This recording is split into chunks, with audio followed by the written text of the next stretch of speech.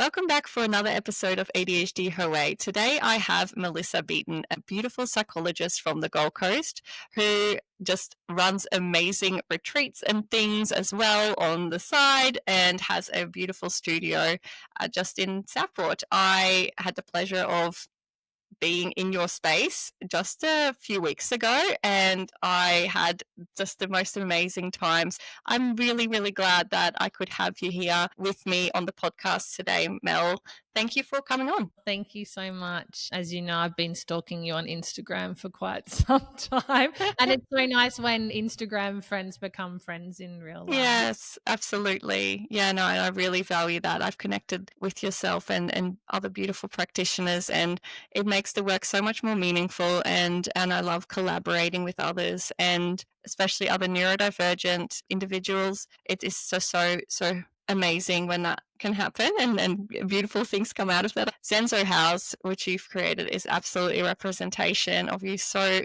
well and the beautiful things you're able to provide your clients. So yes, I'm really excited to have you on here to share some of your wisdom with us and around all things around breathwork and ISTDP, which is a therapeutic modality that is a really interesting one, and I don't think many people will know about, but can work wonders for neurodivergent people. And so please, if you wouldn't mind, Mel, tell us a bit more about who you are, what you're all about.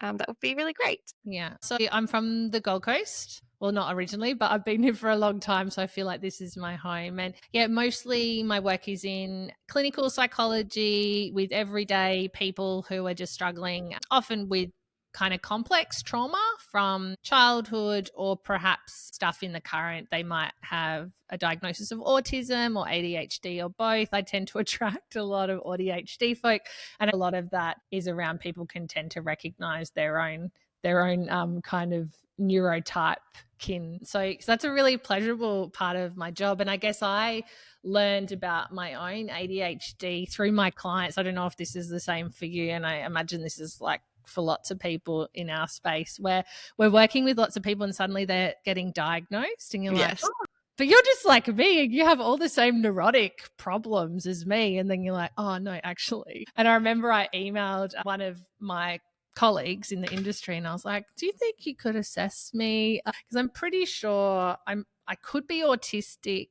And I never even thought about the ADHD, but I've often used to just have accidents in my car all the time, like so frequently. Like honestly, my car would have dings on either side. And I just didn't even realize this stuff. So I think I'm loving how much, you and others are really contributing to that landscape for women, particularly who are perhaps a bit bright. And so are able to mask a lot of their symptoms and then maybe related to as more personality disordered rather than, that they just have a different way of processing data to mainstream population. So yeah, I just like working with people in this case, and so have done a lot of studies into working with the unconscious. So that's the stuff that we're not quite aware of that maybe we do and say that can hurt us and hurt our relationships with other people. And then more recently, I had like this unreal experience in a breathwork workshop, and ever since then, I've just been obsessed with studying it, reading books about it. That's probably my special interest right now. Yeah. So that's kind of, a bit about me. Yeah, amazing. And how old is Zenzo House now? Like, how recently did you begin that? Yeah, so I launched here in June, I think it was. I've been working out of this space since March, but only really finished the renovations at the end of May. But I've been working in this way even in my other location for about a year earlier. And then before that, I had Hello, How Are You? So that was my first psychology practice. And and I had made the transition from forensic psychology to clinical psychology at that point because I was really struggling with the forensic work and the impact that forensic work was having on my mental health, and being able to separate the stories I was hearing and the content that I had to consume as part of my work. Yeah, so I guess Zenzo House was about working with a healthier kind of client group and helping them develop even better levels of psychological functioning, like where they could not only just be good, but be exceptional. Yeah. Breath work is really an opportunity for people to become so attuned to their internal processes that they can just, yeah, be anything that they want to be. Like I really don't see there as a limit in terms of what breath work can do in terms of supporting the body to become so regulated that then, yeah, you can do things that perhaps your nervous system wouldn't have allowed prior because of anxiety, or stress responses. Yeah, wow, that's an amazing explanation, and you've, yeah, really sold the breath work to me. I was definitely more skeptical when I even started, even though as psychologists, I know the power in self-regulation, and doing that through things like breath work, it makes a lot of sense. That real neurophysiology. It was that evening that I was reminded that it's the diaphragm that's so that Yeah, we have control. I was like, yeah, yeah. I'm sure I've heard this before, but it's just like a good reminder that we have that ability to really work with our nervous system, and that a lot of the other things are very, very intentional and active. This one, it can be so simple. Like you can make it so much more automatic. And when you bring more body awareness to ourselves, especially as neurodivergent people, when that's something that's a lot of the time more challenging, it's so meaningful. I saw that you'd done another breathwork Yes, exercise, I yeah? did. How did you find the second one? Yeah, it was very different, Yeah. really lovely as well. I That was part of Holding Space with Grace, that event. Mhm. It was beautiful. I've done a few of her events, and yeah, there was the sound bowls as well as the breath work, and yeah, sound healing as well, like the power of sound vibrations. I think we were even talking off air, just holistically being able to like combine the different strengths of what therapy can bring, but also what other really quite supportive therapies that we can blend in, how Yeah, yeah. powerful that can be for our nervous system, and just like the connection piece as well, just being in a room with a lot of other people and being able to share that connection, I think is so powerful. And that's what I love about those days or evenings that Mm. are held. I'm like, oh, just the beautiful energy of other women, and it's just, yeah, really powerful. Yeah, yeah, fully. I was actually just listening to the Oxygen Advantage audiobook by Patrick McEwen. Oh my god, by the way, audiobooks have changed my life. I I was never know, they're the able to best. read before, and now I'm like, this is like a whole new world for me because I actually run and listen to audiobooks. So it actually helps me to run further distances because I'm so interested. And it gives my brain something to kind of lean into. I see breath work the same way, right? So we're kind of using the breath as a way for what ADHD brains can struggle to just like attend to the same thing. So it kind of gives the brain something to attend to. Yeah, yeah. And then we're working in such varied ways through the breath that just help us in so many different ways. I'm currently collecting data from an online group that I'm running on interoceptive improvements, also reductions to depression, anxiety, and stress using the DAS 21. And the data is like next level. There's something about combining a somatic practice with essentially like a psycho ed Mhm, kind of mhm. version of psychotherapy that just kind of creates outcomes that resonate more deeply. Yeah, And I think that the future of psychology is really moving towards integrating more somatic tools, whether that's, through dance or trauma release exercises. There's so many varied interventions, right? I guess that's my goal essentially, is to bring the two worlds together in a that way would that be still amazing. feels like boundaried, Yes. but yeah, it's a bit more honest and a bit more vulnerable and a bit more real. I've never been very good at pretending to be anything other than I am. That there's a real permission, also as psychologists, for us to just be ourselves a bit more Yeah, often, rather than trying to. be a robot. Yeah, yeah, fully. Because clients don't like it either. They don't want a robot. They want a real human. Yeah, Mm. yeah, that's right, exactly. And I think that's definitely the messaging that I'm hearing more and more in our space as well, and how vulnerability and being able to, yes, with boundaries, connect with people and through the information that you're providing is really meaningful, and that we need to probably be recognizing that there is so many different therapeutic modalities that resonate differently for people, and some people do find lots of value in combining more that coaching as well as therapy through more like trauma healing. There is a richness in being able to bring those things together, and the holistic aspect that you just, mentioned, the somatic practices that are evidence-based. And I'm Mhm. really glad that's where the space is moving towards, because yes, it was otherwise working in massive silos that isn't really benefiting neurodivergent people. It's hard as well, right? Because like something I've started doing with a lot of my ADHD clients is what is it? It's like it's a disability assessment, and it's something used by NDIS. It's literally just, the who does, Yes. right? What I'm noticing, and I imagine you would notice too, is just the huge amounts of disability in terms of everyday functioning amongst autistic cohorts, and even in people who are like super intelligent, like twice gifted people. And then there's just so much shame that it's so hard, right? Because it's like, but I'm so smart, so I shouldn't find having a shower hard, or I shouldn't find doing the dishes or laundry hard. Like, why is it so much harder for me? And I'm like, it just is, right? Yeah. Or in this kind of space what we're living in, where we have so many privileges yet feel also so disabled in this society we live in. And even just like there's a really good book. The name's flown out of my brain. This is my own ADHD. Honestly, like I'll know people's names and then it just like Yeah, gone. And people are like, immediately. "Oh yeah, I have that problem too. I don't know people's names." I'm like, "No, I know it. I just can't retrieve it. It's like a retrieval problem." They talk about the amount of data that we receive in any one day used to be what we would take in our whole lifetime, It's right? just In crazy. caveman days. Yes. So imagine if we're constantly inundated with data from our screens, our computers, our televisions, Mhm. even our cars now, right? It's like, Yes. how much then can we actually work out? And this is particularly hard for us ADHDers, right? You were speaking to this at the beginning of the Yeah. podcast. Like, how do we actually work out what's the thing that we're meant to attend to right now? Yeah. What's the most salient?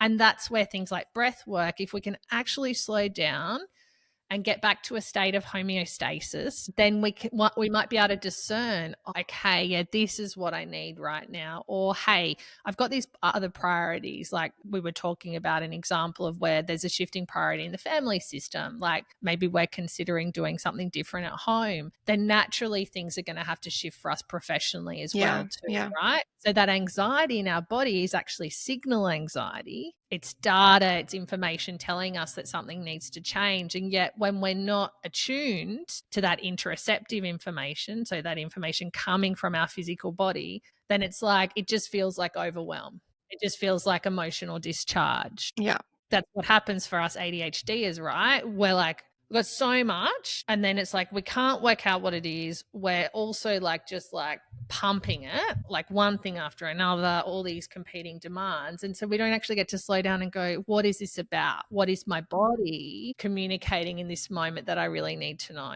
Yeah, absolutely. You put that so beautifully. And yeah, sometimes you need that reflected back at you, even for someone to walk you through that, hold your hand through that kind of practice, or learn how to do that. And you maybe not expect it to, and understand that from the get go. And I'm still on my own journey, as you know, as we briefly talked about even off air. It's something that does take a long time to develop. And as your Honestly. demands increase, that clarity becomes even more crucial, and is Mm. something that I'm constantly finding that I'm being challenged by. I'm like, yeah, well, I didn't have all these extra demands or all these things I'm trying to achieve in life, but also working through all this. What are the priorities? What are the things that are really meaning making things? What are the things that I want to keep as part of my lifestyle and are doing for myself and my family and for the values that matter most to me, when maybe in the past I have gone and done things for, just to tick off another thing and another thing. I'm like really trying to avoid doing that now as much as I can, that it's not just someone else's goals, and it's really my own path. But it's really, really tricky when, yeah, you've got so many things that you're passionate about, multi-passionate kind of person.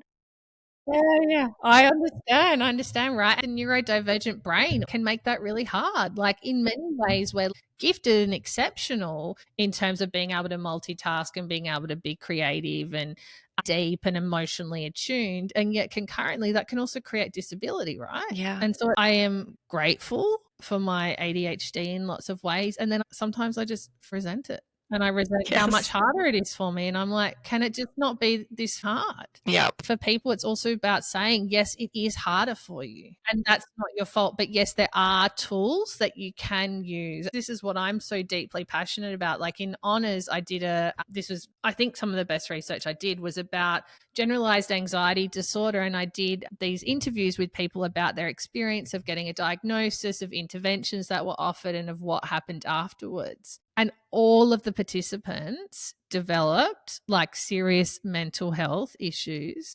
I don't think really any of them were offered psychological intervention at the time. They were all offered pharmacological interventions. Yeah, So there's right. also not a sense in our system of how to support people to Yeah, actually develop the tools. It angers me, right? Because it's almost like we just don't equip people with the tools that no. actually help. And you're right, especially for neurodivergent people, they often need that body doubling, at least initially, to build the momentum to then go, oh, actually, this is really helpful for me. And we tend to have to be experiential learners, right? So we have to have the experience often multiple times Yeah. of something being really helpful. And what I'm learning because I've got an online group where I teach intensive short-term dynamic psychotherapy principles, so specifically around anxiety and the neurophysiology of anxiety, defense mechanisms, and the neurobiology of emotions. So not just the cognitive sense, but how they operate physically in the body. And I pair that with breath work. And That what sounds they're saying, amazing. yeah, it's really cool. It's probably the best part of my work. And we were just talking about work, making money, and I'm like, it's probably the thing I make no money from, and yeah, I just love it. Yeah, that's so And rewarding.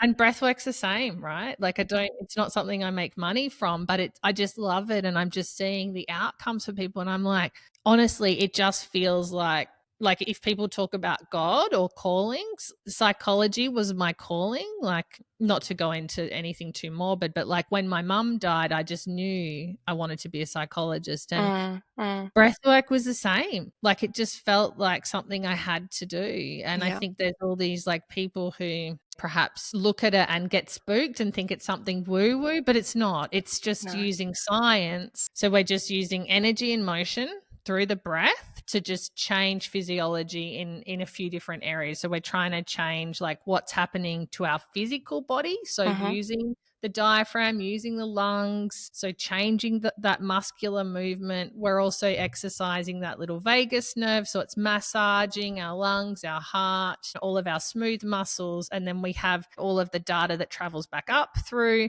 the vagus nerve and then back down, so it can really kind of change what's happening neurologically as well based mm. on the breath. But there's lots of science behind it, but I don't want to bore people with a lot of, specific boring words. But No, but that was an amazing explanation. I think that will really, help people understand what breath work is more about because maybe like myself, when they hear it, it's really just about doing long stints of breathing really deeply. And that was kind of to some extent what and I knew about this, different ways of breathing, but I'd never really been shown how to necessarily so well until my osteo pointed out, like, oh, you're just really, you're breathing very shallow. And I'm like, yes, I have figured that. And yeah, definitely something I continue to want to work on, that it's really hard to undo and to really, yeah, probably as an I suspect autistic person. I'm definitely diagnosed as ADHD, and what, like, in terms of the ways of breathing and just what my body is doing, yeah, until all this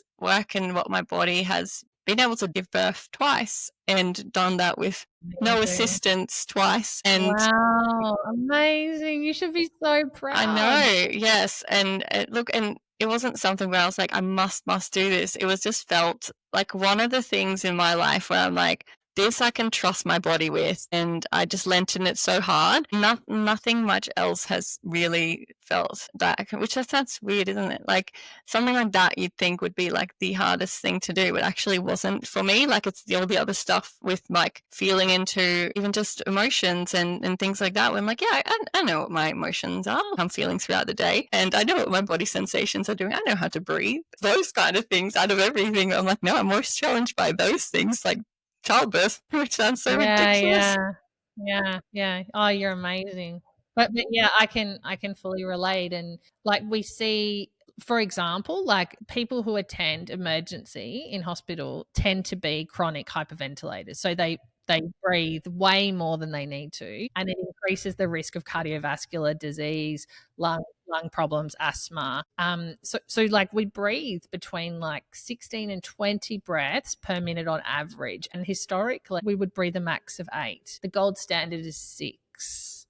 A lot of hymns in church, they're all based on that 6 breaths per minute kind of rate of breathing. So it is like the state of coherence. It's the state where our body's able to regulate, and it's probably the state that you naturally would have gotten into when you were dealing with the contractions. Like you're probably breathing deep in, exhaling really slowly in terms of managing. And that's what brings on the parasympathetic nervous system, so the rest and digest. And for listeners who have any anxiety, who tend to experience panic disorder, breathing where you're restricting oxygen intake can be really beneficial. So what we're doing is we're increasing the carbon dioxide saturation, and what that does is it allows all of our cells to fully absorb oxygen, which is down regulating for the body. It's great for sex. It's great for if you've got an eating disorder and you struggle with eating, down regulating. All of these things can really help us just become in a more relaxed state without having to do anything really hard. It's just really attuning to the breath and noticing. And one of the things I just teach people is just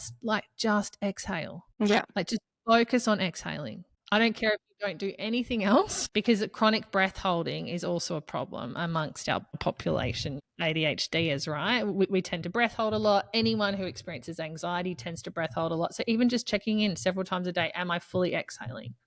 Because that will increase the carbon dioxide saturation, which is really, really beneficial for our physiology. Cannot be underestimated how important exhaling fully is. Because as soon as we inhale and hold, we tell our body that we're under threat. It creates a sympathetic reaction in the nervous system. And then it's like our body thinks that we're being attacked by tigers rather than just having a bit of a freak out. Yes. You know? It's Yeah. very impactful. Yeah. Yeah, exactly. It doesn't have to be like fancy. It can be like super basic, super simple, and it's just kind of doing this repeatedly all the time. So it becomes like an automatic process rather than something that we have to think about. Yes. I'm like so nerdy for this. I even tape my mouth. I have on my seen that. screen. So it's a real thing. You offer it. Yeah, well, I am a mouth breather. So the research around it is that it's something we tend to learn. Maybe we get sick and then we revert to mouth breathing and we never have anything to correct it. But yeah, nasal breathing is just associated with more of a parasympathetic nervous response. It's also good for just filtering the air from pathogens. People who nose breathe tend to get sick less often. Nose breathing is associated with a less inflammatory response, whereas mouth breathers tend to be more chronically inflamed. Yes. Inflammation, More dental issues as well. disease. Yeah. Dehydration, pissing in the middle of the night, all associated with mouth breathing. Right. Like if you wake up to pee in the middle of the night, just tape your mouth. Honestly, it stopped me from waking in the middle. I mean, it sounds ridiculous, but yeah, I think it's about people not knocking things till they tried. And I think Yes. often I was fully the person that was like, oh no, not another effing guru. Like, This seems gimmicky. This seems just like another wellness trend. I am that person. And if you can't tell, like I'm deeply sarcastic. Like I'm not someone who's sitting there like peace and love always. Like I'm very like, what's the evidence? Show me the data. But I also like if I have an experience of something that I can't explain, then I'm like, oh, I have to understand what this is. And then I just want to teach people. I'm like, how can I explain this in a way that other people are going to find helpful too? Because I don't know about you, but I did like 2 decades of talk therapy before I found breathwork and ISTDP. 2 decades. And Yeah. I don't doubt that they didn't help me, Yes. but they didn't like we were talking about RSD before. Like they didn't interrupt my RSD. I Yeah. was still so paranoid about how people were relating to me, so sensitive, like had that full trauma response of like out how other people were relating to me. And I'm like, yeah, it was just dreadful. Whereas between intensive short-term dynamic psychotherapy and breath work, I think breath work just regulated me enough to do the work. Yeah. Yeah. And then, the therapy probably helped me make sense of it. And I think both is really important, doing the somatic work and then also having the cognitive element so that Yes. Yeah, I think particularly for neurodivergent people, then they can make sense of what it is that's Yeah, happening. absolutely. No, thank you. That's super helpful. And can you just briefly, like define for us what ISTDP is? Because I don't think many listeners would actually know. Yeah. So it's a type of therapy, and we work with the unconscious. So the unconscious, if we pretend like our psychological being is an iceberg, the unconscious is everything that kind of sits underneath the water. And lots of listeners will know that's most of what, we think, say, and do is governed by our unconscious. So ISTDP trains therapists like me to work with understanding the unconscious and what, when people say and do things, what that means from the unconscious messaging.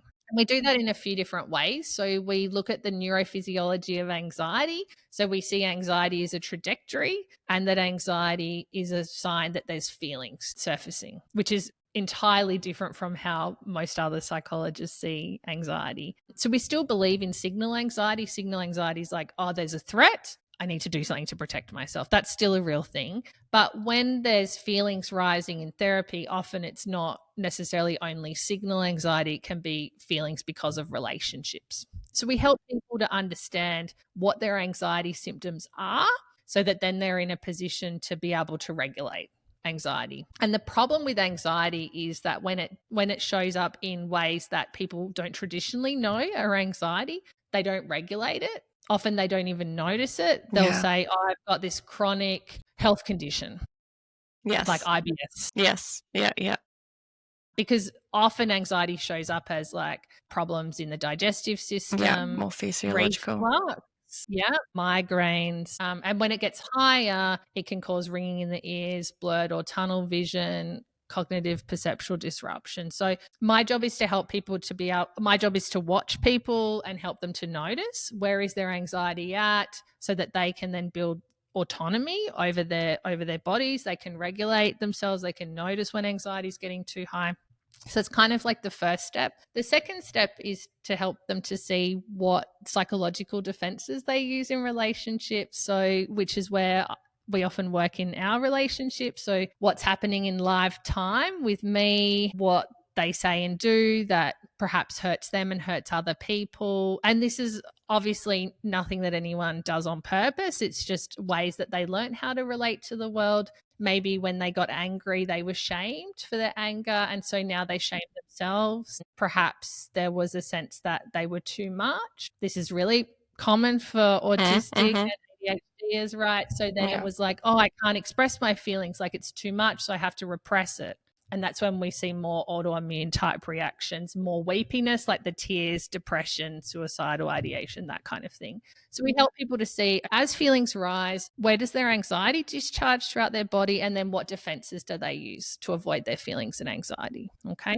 And what this helps is people are like, oh my gosh, like, hey, I'm talking to Mel, and like, I'm just a bit anxious. Like maybe my RSD is being activated. I'm worried she's judging me. And then it's showing up in all these like unconscious anxiety symptoms. Like maybe I'm like stumbling over my words, or I'm not thinking as effectively as normal. Like it's just like, Just what happens in these kind of situations, even with myself. yeah, like normal things, right? Normal things. But like when we can start to notice, oh, actually, like that's probably because there's feelings with Mel, like mixed feelings. Like I really like Mel, but yeah, also like I don't really know her too well yet. I'm still sussing her out. Naturally, all those thoughts are going to start feelings. The feelings get us anxious. The anxiety operates in terms of our neurobiology, neurophysiology, and then we have a number of psychological defenses that will kind of come in. So ISTDP helps people to be able to pay attention to that in real time. Mm-hmm. And that's what we call the meta psychology of the therapy. So that's when someone can actually sit back afterwards and go, yeah, I'm noticing this. And then I do that. And Yeah. like, so I think it's really cool because now it's interesting, like rather than get stuck in this, like for example in the past, I use this example with my clients recently where our basement flooded and I'd left photographs downstairs that were really important to me, and I noticed this urge to like tantrum. Like I just really wanted to tantrum and fully externalize onto my husband and blame him for not getting it fixed. And then I was like, I knew there was water. I didn't do anything about it. And this is the self responsibility piece, right? So it's like I knew that and yet I didn't do anything. But it's just noticing. And I even said to my husband, I'm having the urge to have a tantrum. Mm-hmm. And I know that's not going to be helpful, Yeah. right? So this is like when we're really like building capacity, then we still have the urges. So that's the final component of ISTDP, is noticing the feelings and urges that occur physically in our bodies. And this is for, I guess, where I see the link with breath work for autistic people specifically, because autistic people do not understand their emotions a lot of the time. Yeah. Going to put it out there. I'm sorry if I've really pissed someone off by No, saying that. no, but alexithymia is a real thing. It's massive, right? And so with my autistic clients, when they say, I don't know what I'm feeling, I believe them. So in traditional ISTDP, we would see that as a defense. Yeah. We would see that as a way. But what I'm learning is for neurodivergent people, that's not a defense, No. that's the truth. Yeah. Okay. So then what I do is I use breath work to help them drop into their bodies to be able to notice what are the bodily sensations, build interoceptive awareness, and then I can show them what the research says about different emotional states. So like anger is a warmth and radiating feeling. Guilt is a hollowing in the chest. So if it's just a cognition, if there's no physiological arousal, that's not usually a feeling. Yeah. Yeah.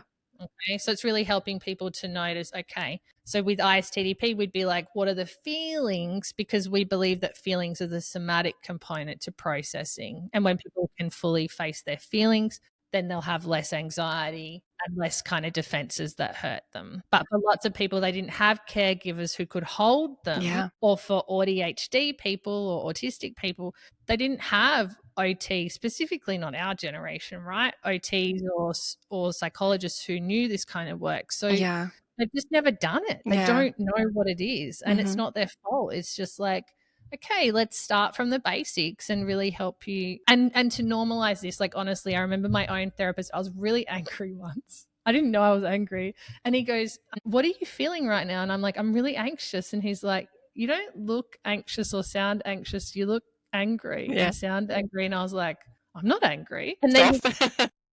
yeah. And then he said, look in the mirror. And my whole neck was bright red. Like I was like, my body was signaling rage, right? But I had always thought that anger was anxiety. I had always misattributed it. And that's my own, probably partly, I don't have a diagnosis of autism, but I certainly have some difficulties in terms of that kind of emotional knowing. And it just transformed my life because for the longest time I'd been misattributing the two. Yeah, which is Every also time I really got common. Yeah. yeah, it's just like so stuff like that can be transformative for people because then rather than relating to like themselves as anxious, they're like, "Oh, I'm angry," and also teaching people like anger isn't violence or aggression; it's just a somatic experience, Yeah. right? Yeah. And it might be accompanied with the urge to be aggressive or to be violent, but that's not reality. You're not actually being violent. You're just noticing the urge. Yeah. Or there might be a signifier that boundaries have been crossed or that, you may need to feel like you're, maybe it's out of rage, out of feeling just overwhelmed, unsafe or yeah. Yeah. Yeah. I said to you at the beginning, like in ISTDP, often people will have murderous rage towards people in their history, and they might even murder us in their fantasies. And then they feel huge grief. Yeah. Huge grief. And that's the difference, right? And then the love. So ISTDP is really about helping people to hold complex, mixed feelings in relationship with themselves and with others. And we see that as the healing force because when we can't hold feelings together, when we relate to people as all bad or all good, or I only love them, I can't feel angry at them, then we see postpartum anxiety, postpartum depression. Like all I have to do with women I work with is help them feel their anger and they're like cured. They don't get depressed. Yeah. Yeah. They don't get suicidal. Like it's honestly, it's like for them, it's like, oh, this is like a miracle. I'm like, I don't hate my husband anymore. I just tell him that I'm angry at him and what I need. And then he does it. Yeah. And yeah, it's transformative, right? Yeah, no, thank you for bringing up that piece. And I know we're running kind of short on time now, but it's such an important point around the anger that a lot of women experience within the neurodivergent community is so much of like feeling really misunderstood, feeling really or like they don't have a voice, that anger, like the angry child. Like I do feel like that comes up so often, like so incredibly often. And when we call it for what it is, and I give people permission to actually just, yeah, say it out loud or find ways of safely communicating with the people in their lives. This is what I do need from you, or this is how we can better communicate in order for me to feel more heard in this relationship. I think that can be super empowering. So yeah, and that's when that they lose the shame about that anger a lot of the time. That's hard, right? Because if we've had scary caregivers, like when we got angry, they were really scary and frightening, then our nervous system still does that. Our nervous system still tells us that it's not safe to be angry with people we love. So it's also like, working relationally is the benefit of ISTDP, because they can notice the anxiety in facing their anger towards me or their disappointment, and that I can normalize, yeah, I'm a normal human and I will anger and disappoint you, and I'm sorry, I love you, I don't want to hurt you, and yet it's also just a part of life, right? And this is like the hard thing, because and I've got a peer who I really look up to at the moment. She's a coach, Esther Chiaviti. I'll plug her because she's doing brilliant work in this space. Is that there can be a lot of language around triggers, and like then people just end up avoiding the things that trigger them. And that's not mastery, right? Mastery is like, yes, I'm having feelings arrive that get me anxious, and I'm noticing wanting to avoid you.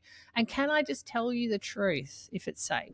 Like if it's safe, can I say, you really hurt me, or you really let me down, and I love you, and so that's why I'm telling you the truth, because I don't want our relationship to suffer. I don't want to end up avoiding you or putting up a wall. It's like the classic analogy I use is like the resentful wife, who's just like underneath the resentment is just a lot of anger, right? Yeah. And then maybe I'm not telling you what I need or want, or I'm saying it too gently and you're not really hearing me. So it's kind of like, if we can help women to feel their anger and their love concurrently and be kind of like, this is what I need. Yeah, absolutely. And you're still a loving person. You're still a beautiful mum or friend for holding firmer boundaries, for expressing your needs adequately. That is something that is actually necessary, and in order to have healthy relationships going forward. Yeah. And it's different from like your traditional being called nagger or whatever. And but I mean, it's a whole other topic. But so no, thank you so much for talking to those really, really key points. And there's so much further to explore. Again, maybe we need to do a part B. Mel, I say it with almost everyone, but it is often there's so much to unpack, especially when it comes to neurodivergence. We can go like so million different ways. That I think is information that, yes, is in some ways out there, but I don't think the things that we've talked about today, I've definitely not come across all that often. So I do really appreciate you opening up about this. It's been a very, very insightful conversation, and I'm really keen to hear from others what they thought of it. Do normally, before I get you to plug your things, finish up on a quick what would you rather. So Mel, I know you mentioned that your brain needs a lot of stimulation, and it's just the case for many ADHDers in order to be able to focus. You mentioned around really loving listening to audiobooks whilst going for runs, and that's something that's really recharging. Now, I'm going to throw you one that is maybe a bit mean, but would you rather having no music, nothing to kind of listen to, and then have to get the motivation to go exercise? Or would you rather have something to be able to listen to your favorite audiobook and music or whatever, and be forced to unpack the dishwasher or do some kind of other chore? What would you rather? I hate the dishwasher so much. Yep. Dishwasher and laundry. Oh my God. Can someone find a way to AI that? Right. Yes. I'm surprised that hasn't already happened. I mean, there's things like outsourcing that, but like to do that on the daily is maybe for most of us probably the privilege we don't currently have. Yeah. I think I'm going for the dopamine high of the run without the audiobook. I think I can cope without it. Fair. Okay. And yes, sometimes listening just to birds and beautiful sounds of nature, I do think can be motivating. But yes, hard one though. I do find music incredibly motivating and shifts me out of that complete inertia. But wonderful. I'll quickly get you to plug your things. Where can people find you, work with you, all the things? So my website is www.zensohouse, Zenso house.com. So that's where you can find out about the ways I work. So I offer supervision, one-on-one therapy, and my breathwork / psychotherapy group, which runs online. You're welcome to contact me for more information. You can follow me at Zenso House on Instagram. And I'm actually going to be running a really rad retreat Yes. in Bali Looks in April amazing. 2026. If any listeners are interested in breath work, and we're going to have like a body worker who does massage for Olympians, basically. Yeah, sounds amazing what you've got in the works. So definitely keep an eye out for that. Yeah. Yeah, so I'm not currently taking therapy clients because, it's just demand is a bit too high right now. But yeah, if you want to work with me, definitely the in-person breathwork events at Zenso House run 3 times weekly, or in that online group are ways to access me in the interim until things quiet down back in January, and then people can get a spot Yeah, again. no worries. Sounds amazing. Thank you so much and really appreciate having you on. So have a wonderful day. You too. Thank you. Thanks Bye. for having me on. I appreciate it. No Bye. worries.